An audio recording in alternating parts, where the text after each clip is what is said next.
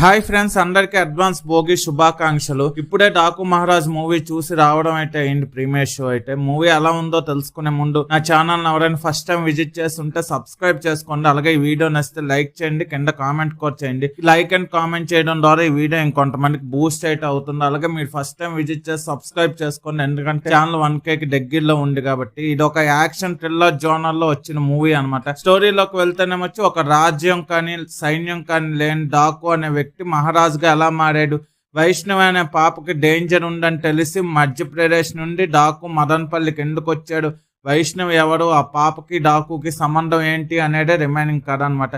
Movie starting interesting గా start అయ్యి అలా ఫస్ట్ హాఫ్ అంతా సూపర్ గా ఉంటుంది.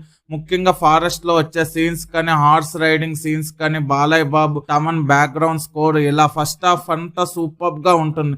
ప్రీ ఇంటర్వెల్ నుండి ఇంటర్వెల్ వరకు వచ్చే ట్విస్ట్ కానీ, సీన్స్ డిజైన్ కానీ, యాక్షన్ సీక్వెన్స్ కానీ సూపర్ గా ఉంటాయి. నెక్స్ట్ లెవెల్ అనమాట. ఫస్ట్ హాఫ్ ఫుల్ మీల్స్ అయితే, సెకండ్ హాఫ్ అదే రొటీన్ ఫ్లాష్ బ్యాక్ స్టోరీ కానీ, హై ఇచ్చే సీన్స్ కొన్ని ఉన్నా సరే ఇంపాక్ట్ అంత ఇవ్వలేదు. విలన్ రోల్ కూడా స్టార్టింగ్ స్ట్రాంగ్ గా ఉన్న క్లైమాక్స్ కు వీక్ అయిపోతుంది. క్లైమాక్స్ లో వచ్చే ట్విస్ట్ కూడా ప్రెడిక్ట్ చేయొచ్చు, అయినా మూవీ సింపుల్ గా ఎండ్ చేస్తారు అనే ఫీలింగ్ నాకైతే వచ్చింది. క్లైమాక్స్ సీక్వెన్స్ అయితే మాత్రం పాజిటివ్ విషయానికి వచ్చేస్తే, ఈ మూవీలోని బాలకృష్ణ గారి స్టైల్ పర్ఫార్మెన్స్ అదిరిపోయింది.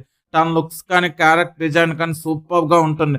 డైలాగ్స్ అండ్ ఎలివేషన్ సీన్స్, అక్కడ వచ్చే బీజిఎం కానీ ఎక్సలెంట్ గా ఉంటుంది. ఫ్లాష్ బ్యాక్ సీన్స్ అలాగే ఎమోషనల్ సీన్స్ లో కూడా బీజిఎం చాలా బాగా వర్కౌట్ అయ్యింది. మహారాజ్ సీక్వెన్స్ కానీ షార్ట్స్ అయితే మూవీలోని ఎక్సలెంట్ గా ఉంటాయి అనమాట.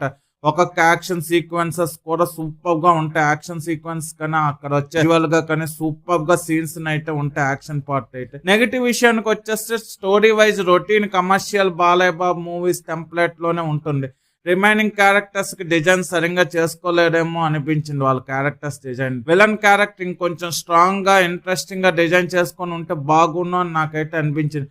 క్లైమాక్స్ కూడా ఈ మూవీ అంత ఎలివేషన్ సెకండ్ హాఫ్ లో స్టోరీ పడ్డాక క్లైమాక్స్ ఇంత గొప్పగా ఉంటుందో అనుకున్నాను, కానీ బట్ చాలా సింపుల్ గా మూవీని ఎండ్ చేసేసారు.